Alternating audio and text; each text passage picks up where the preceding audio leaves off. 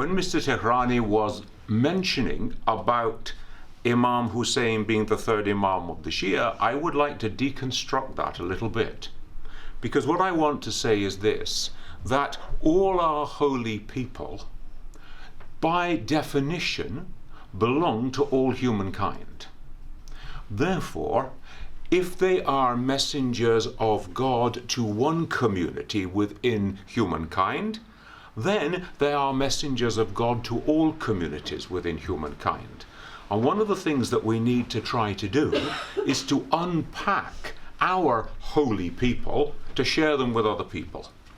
In other words, the question needs to be addressed again and again, what is the message of Imam Husayn for humanity and therefore for all people of faith as witnesses within this humanity? That's, for me, a very important part of the package, because I am always reminded that one of the great criticisms of the Quran against other faiths is, do not tribalize God. Do not tribalize religion. God is not the God of your tribe or of your religion. God is the God of all humankind. And so therefore, if you claim proprietorial rights over God, God is our God, not your God, it's not God that you're worshipping. It's a figment of your own imagination, of your own construction. So this is the premise from which I begin. Now, what I'm asked to do is to speak about martyrdom in Christianity and Islam, and then again with special reference to Imam Husayn.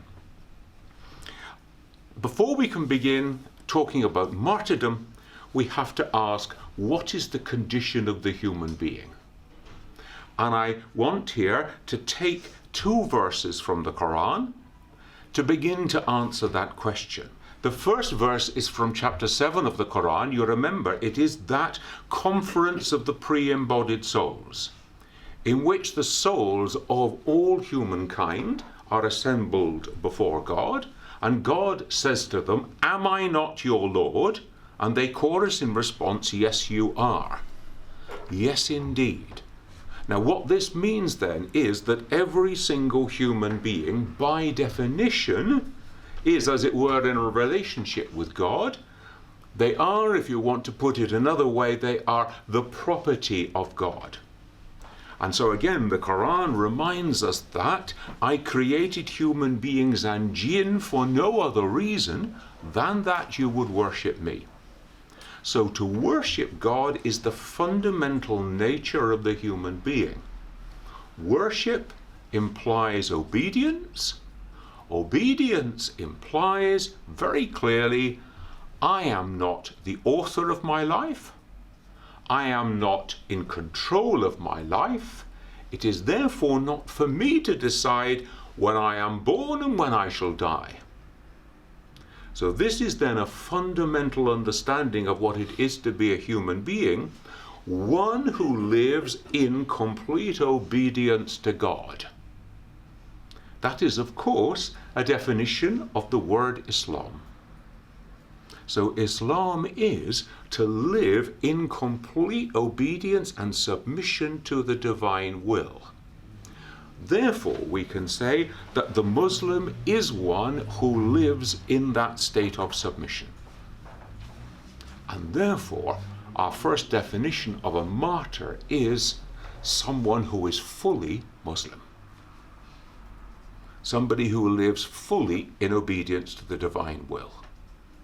Now, this becomes crucial in our thinking because it is not me who decides when I should be a martyr and if I should be a martyr.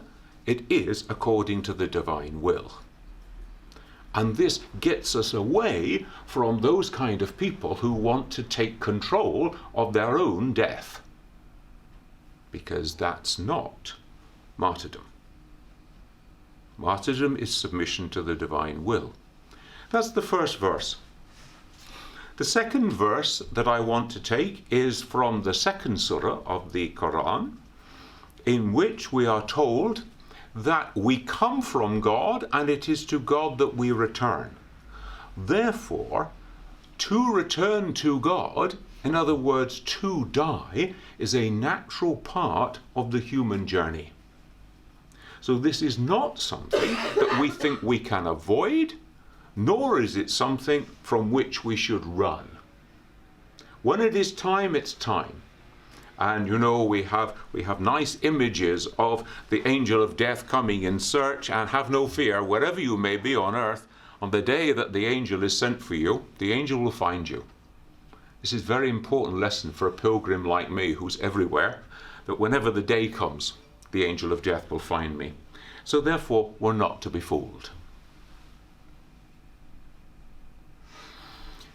Now, in order to push through this model of a martyr being one who is utterly Muslim, that is, living in utter obedience and surrender to God, I want to take the image, first of all, of the prophet Ishmael. Because prophet Ishmael represents for us the model of total submission. Now, the test of Abraham is there both in Bible and Quran. But there is a significant difference on this point, that we're told in the Quran that Ibrahim goes to his son Ismail and says, "Hey Ishmael, God has told me to sacrifice you. What do you think about that?" And Ishmael responds, "I am the obedient servant of God. If that be the will of God, you will find me to be amongst the patient ones." And therefore we have a double test, both of father and of son. And we're told then that when they go to the place of sacrifice, they prostrate before God, and Ishmael remains in prostration, waiting for his father to do the deed. Now, he is not constrained except by his own obedience to God. That's important, because if you look at the biblical version of that story, in the Bible, of course, the son is Isaac, but we'll pass over that. But the point is that Isaac does not know what's happening in the biblical story. And indeed, if you look at the European art tradition, you have a whole genre of art which is called the binding of Isaac. And in these pictures, there is Isaac tied up and laid upon the altar of sacrifice, not knowing what is about to happen. Quite a different picture. Quite a different picture. And it raises for us then a question that we must address later on. Does our concept of martyrdom require the free will giving of the individual, or can you be a martyr if I tie you up, blindfold you, and I'm about to cut your throat, without your will, without your consent? We'll leave that question for a bit later. It is, of course, this idea of the martyr being one who surrenders totally to the will of God. This is the image of Jesus the night before his arrest, the night, according to Christian tradition, before his death. And we see him going into seclusion in the garden to pray, and we're told his prayer on that occasion is a total surrender of himself to God. If it be your will, you will find in me an obedient servant. And so he totally surrenders his will to God. In this sense, he is perfectly Muslim. Now, we'll go back to that story a bit later, because there's another dimension of that I want to explore a bit later on. However, it is fundamental to my understanding of martyrdom that it is a question of invitation and response. if one does not receive the invitation to God, it is as though God is saying, I don't want you today. Very kind of you to offer, but I don't want you today. If we go back and we think about the martyrs' brigades in Iran, these were volunteers who were willing to accept martyrdom if it be the will of God. And my understanding is that we saw, if they, as it were, came through the minefield and they were still alive, they were full of tears and sadness because, as it were, God had not accepted their offer today. So therefore, it's always invitation and response. The whole of faith is a relationship between God of invitation and response. So when I am asked, for example, why is it that after 30 years of studying and teaching about Islam, I remain a Christian and haven't become a Muslim? Well, one way of answering that question is, God has not called me to become a Muslim yet. Maybe never, but yet. Who knows? I know, thank you very much, because I stand alone before God on the day of judgment. Nobody else to blame. So therefore, you've always got at the heart of the life of faith is invitation and response. Now, again, we can go back to the Quran here, and we can say, chapter 31, verse 31, no one knows the hour of their death. Therefore, suicide, usurping the right of God to decide when one should die, has always been something forbidden. Now this then leads us into another discussion, because it seems to me at the heart of martyrdom is always the question of your niyyah, or your intention. Because did I lose my life in obedience to the invitation of God? Or was I actually trying to impress somebody? Or was I trying to escape from something? Or was I trying to prove what a brave person I am? So there are all sorts of different intentions that are possible. That's why there's always been the tradition that on precaution, one assumes that somebody who appears to die as a martyr, is a martyr, had the right intention, but we're not able to answer that question fully because only God knows the human intention. So this question of intention then becomes a really important part of the discussion. What was your intention? And that's why I am defining a martyr as it were, the ultimate Muslim, because that is the expression of your intention. If we move on to another dimension, both in Arabic and in Greek, the word martyr has the same fundamental meaning. That is the meaning of being a witness. I bear witness. I bear witness to what? I bear witness to the demand that faith in God has placed upon me. I am not willing to deny what I know to be true. I am a witness to the truth. Therefore, this fundamental aspect of witness is crucially important, and I want to explore that with a few examples. In the early period of Christianity, the first 200 or 300 years, when Christians lived under persecution in the Roman Empire, they would then be put to the test. Will you worship the Roman emperor, or will you, at pain of death, insist on worshipping God? And if you insist upon worshipping God, then you can die as a martyr, often horribly. And often you know jolly well what's coming because you've seen it coming to other people first. So this is not just going blind into something. So do you agree to renounce your faith at pain of death if you do not? This is the question that's asked to the witness.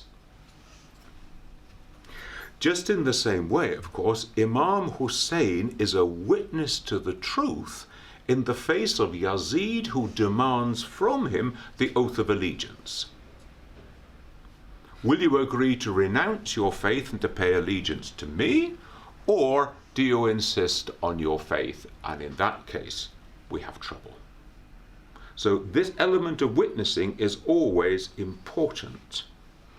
There's another dimension of this within the Hebrew scriptures, the scriptures that Jews and Christians both share. The Hebrew term, which would equate with martyr, we can translate as to sanctify the divine name, to bless God by my act, by my presence. It is a blessing of God. It is a blessing of God because I refuse to give way to those who would have me to do evil. So we have two examples of this which I want to draw to your attention in the Hebrew Bible, the Jewish Christian tradition. About 150, 200 years before the time of Jesus, there was a Roman persecution going on of the Jews, and the Romans were insisting that the Jews, would eat pig flesh, fundamentally against the law of God. And so they devise a very good system. They bring out an elder of the community, and they say, now you, come here, you're a leader, you're a respected man, you eat pig flesh, and then the others will learn their lesson.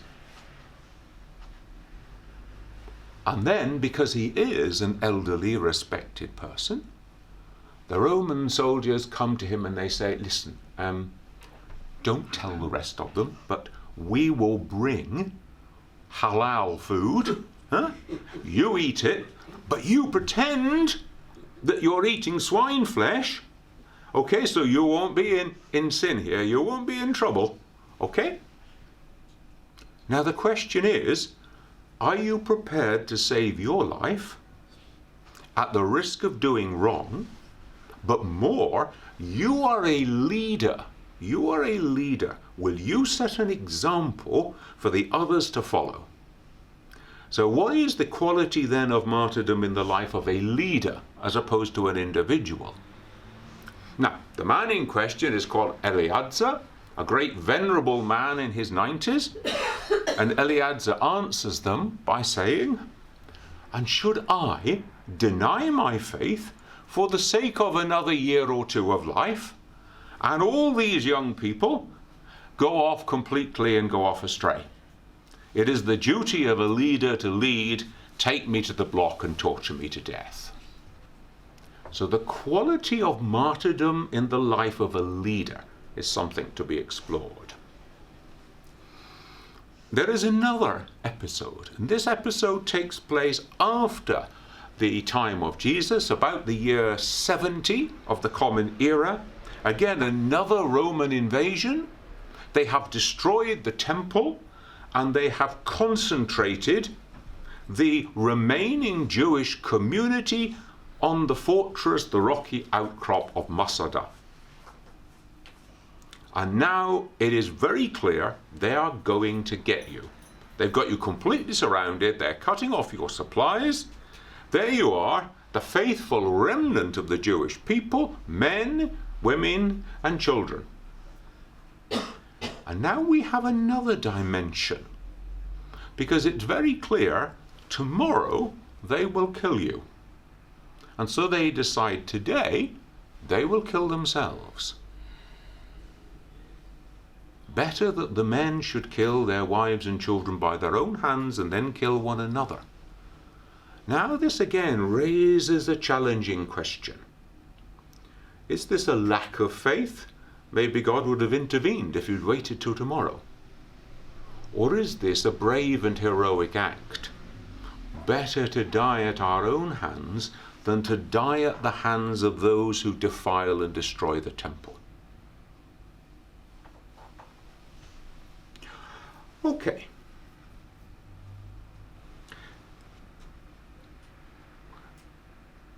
Something then that we share in both Muslim and Christian traditions about honor and respect due to the one who is a martyr.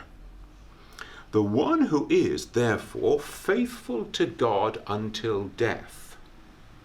Now, if you take my definition of, as it were, the ultimate Muslim, clearly the ultimate Muslim is not in a position of sin, but rather is in a position of obedience. Therefore, by tradition we say, all sins are forgiven to the martyr. Their sins have been washed in their blood, we would say. Their blood has purified them, and therefore they have a certainty of a place in paradise. And as I understand the Islamic tradition, they are not going to spend time in Barzakh, but they are actually going, as it were, to bypass the time, the state, the condition of Barzakh, and to enter into, however we describe these things when there is no time and space with God, but they are going to enter into that condition that we call the condition of paradise straight away. And both in Muslim and in Christian tradition, their place in paradise will be a place of the highest honor and dignity. In the Christian tradition, we have a little phrase here which is rather helpful. They're called the white-robed army, who have washed their robes white through the shedding of their blood. So the white here is, as it were, a symbol of purity. I am purified through this action. Now let us explore a distinction within the Islamic tradition between what is normally called the martyrs of this life and the next, and the martyrs of this world only. And now this distinction is normally divided along the grounds of, did you lose your life on the field of battle, or did you lose your life in some other way? If you lose your life on the field of battle, then of course, we don't wash your body before burial. You are buried in your martyr's robes. You're purified by your own blood, as it were. And therefore, you are regarded as a martyr. You are not prayed over in many traditions before you are buried. Why? You've already proved your faith before God. Okay. The second group of martyrs, of course, are those who have achieved martyrdom through doing their duty. You have done your duty as a human being. You are a woman who dies in childbirth. You are a scholar going in search of knowledge. You are someone who loses their life on the Hajj. You are forced to flee. You have to make hijrah, and you die in a foreign land. Well, what you have done here is to obey your duty. And so are we talking here of two grades in martyrdom, or are we talking of something rather less? The one who, as it were, achieves a harmony with God through duty, as opposed to the one who actually surrenders the whole of their life to God in this way. Such a high position we give to the martyrs that both in the Christian and in the Muslim tradition, we see the martyrs as being intercessors. They can cry to God on our behalf. Now, of course, Christianity is incredibly complex, and so you get different meanings to this in different Christian groups. we'll pass over that. But nevertheless, the idea that here are people elevated to such a status that the intercession which is to be granted to the prophets, cascading to the imams, cascading then to the martyrs. And so therefore standing in that highest of positions in relationship between humankind and God.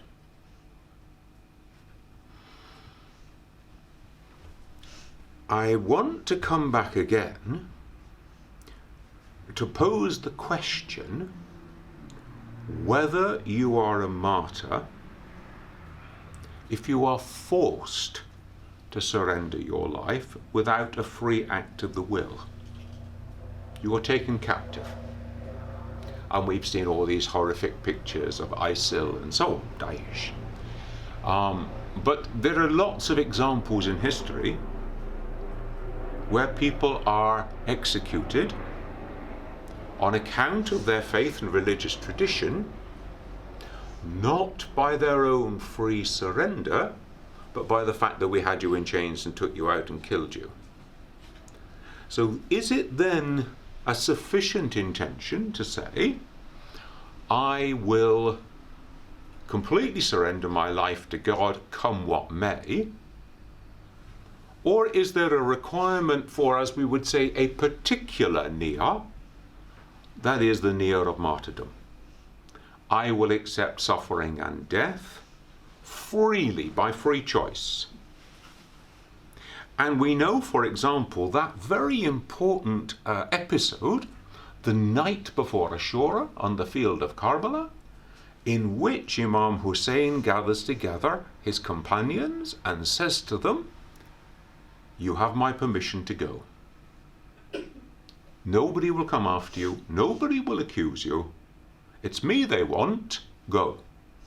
I blow out the candle. Nobody will say, nobody will point the finger. Go. Blows out the candle. And we know then that when the candle is relit, they're all still there. So the free gift, the free intention of the individual knowing what is to come. Is this then a prerequisite?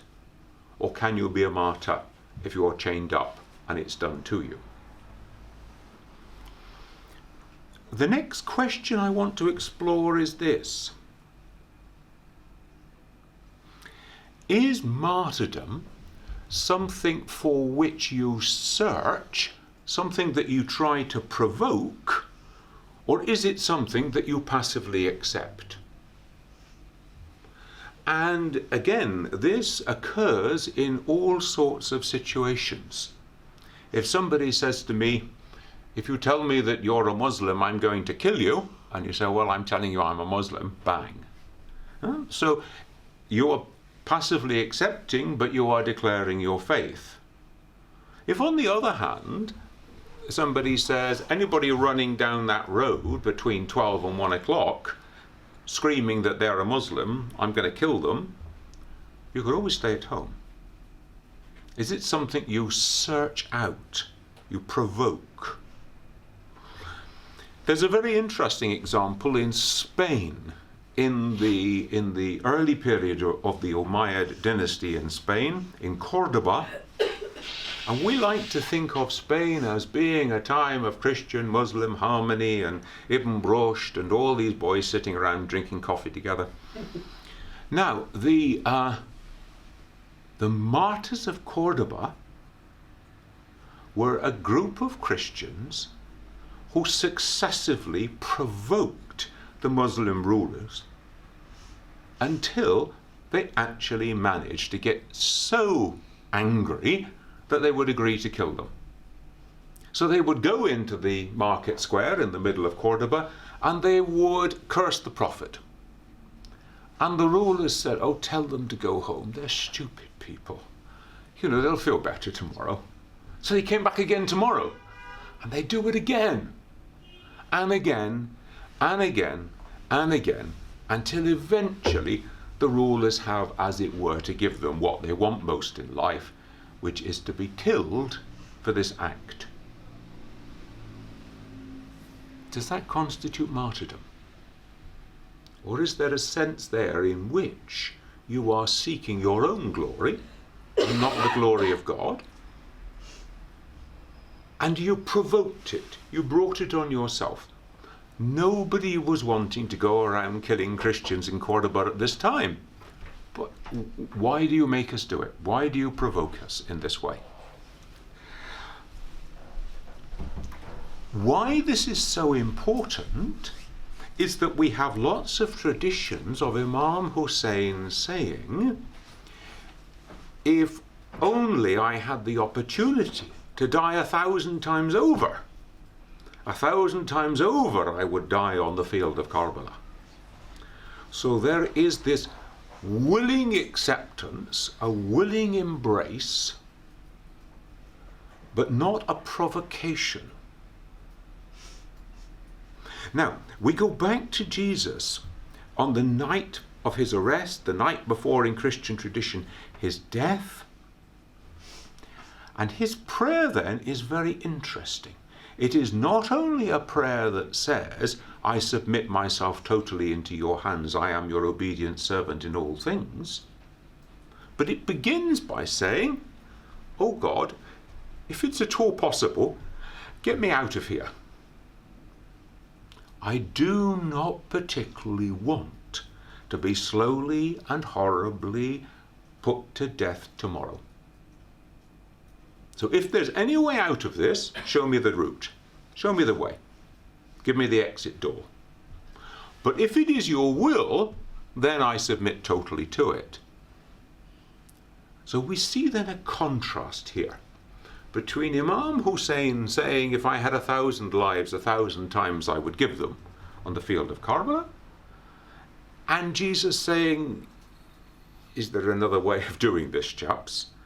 But if there isn't, then I am totally obedient to the divine will. This draws to my mind then another dimension of this business of martyrdom. And I think about a contemporary Christian who has given his life. And the story goes like this, that in one of the German death camps, the extermination camps, there was a man who was sentenced to be starved to death by the camp commander. Now, in this camp, there happens to be a Christian priest, a Franciscan, who's an unmarried man.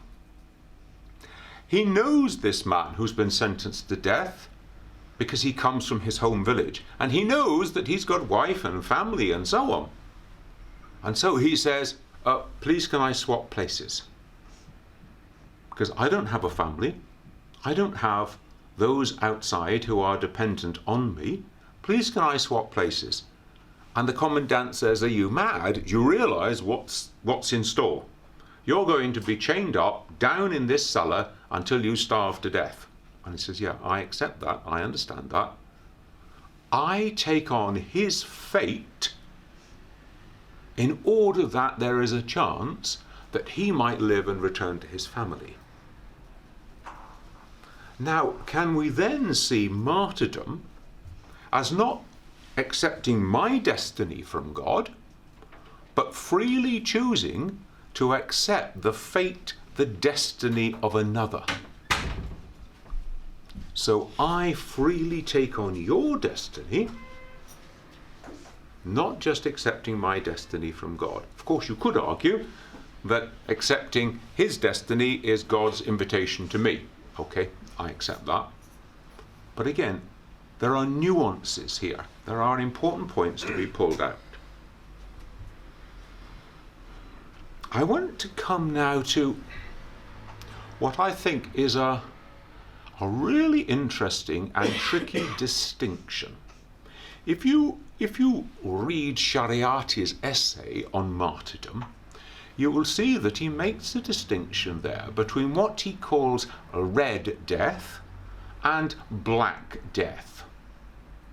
Red death is what he says that Imam Husayn embraces on the field of Karbala. Now, what is red death? A red death is a positive decision, a positive choice to go down fighting. In other words, to use your death as a weapon, as a tool against the enemy, as your final possibility, the final and last means in continuing the struggle against the enemy. So it's not a passive acceptance, but it is literally, as we would say today, going down fighting. Now, I'm reminded that, as I'm sure you all know, that within the Zaydi tradition, one of the qualifications when the imamate is vacant, one of the qualifications is that the claimant should claim it sword in hand.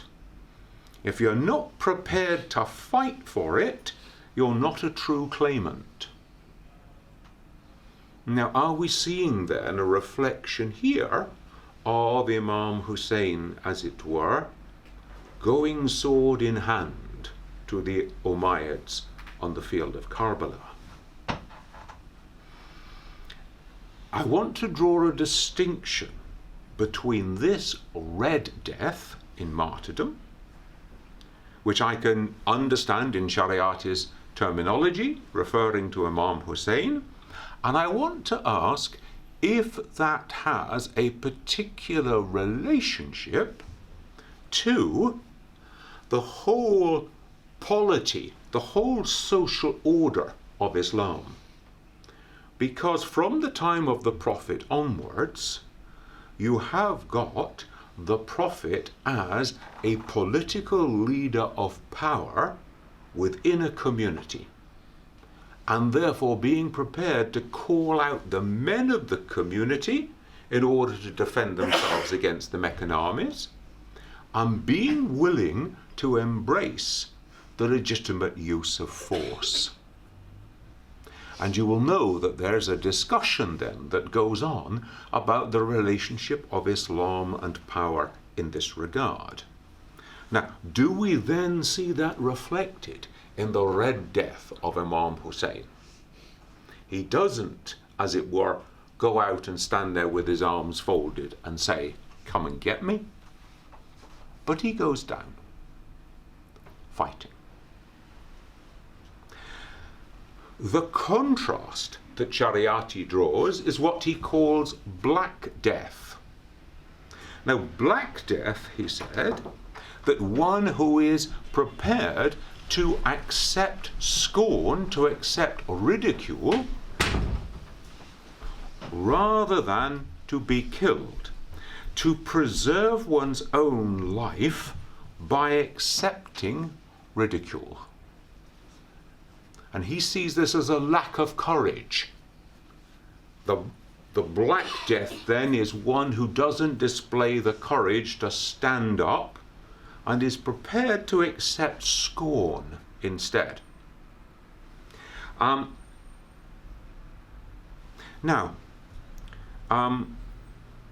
If we think about, my way of understanding, I think here about the whole question of taqiyya. And what are the limits of taqiyya? That there comes a line that you must not cross. So one cannot accept declaration of not believing, of unfaith, as a way of saving your life. There are lines that cannot be crossed. However, I'm also reminded of the complexity of this question. In China, in the days when Christian missionaries were being persecuted in China and all that, we have the incident of a whole collective of Christians being gathered together by the authorities, and they're being asked to deny their faith, to make apostasy. Now, if we take the principle of taqiyya, this is a line that you cannot cross. Do not deny your faith to preserve your life. Now, on this occasion, the leader, the priest of this community, is actually drawing another spiritual insight. He says, if I can barter my apparent apostasy for the life of my community, if they will be spared, if I appear to renounce my faith, is this something acceptable to God? And the way in which they were required to renounce their faith was that they had a picture of the face of Christ on the floor, and they had to dance on it. They had to show it total disrespect in this way. And he agrees to do it in order to save his community. Black Death, accepting scorn, a question to be explored.